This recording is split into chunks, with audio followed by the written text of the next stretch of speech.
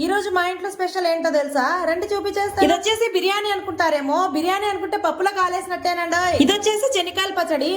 చెనిక్కాయల పచ్చడి అంటే మీకు అర్థం కాదు కదా, మర్చిపోయాను. పల్లి చట్నీ, పులగం విత్ పల్లి చట్నీ, సూపర్ కాంబినేషన్. టేస్ట్ అయితే అద్దిరిపోతుంది అసలు.